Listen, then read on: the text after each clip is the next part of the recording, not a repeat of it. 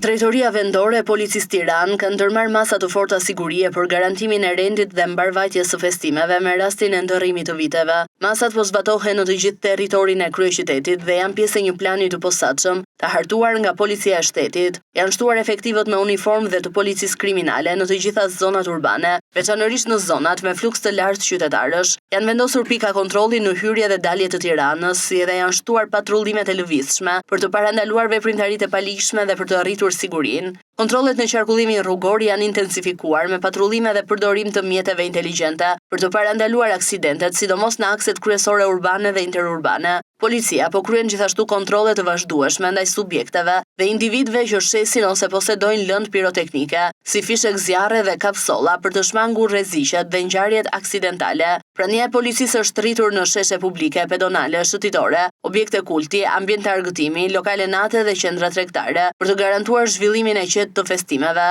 Autoritetet u bëjnë thirrje qytetarëve të respektojnë rregullat dhe të bashkëpunojnë me policinë për mbarvajtje në këto ditë festash.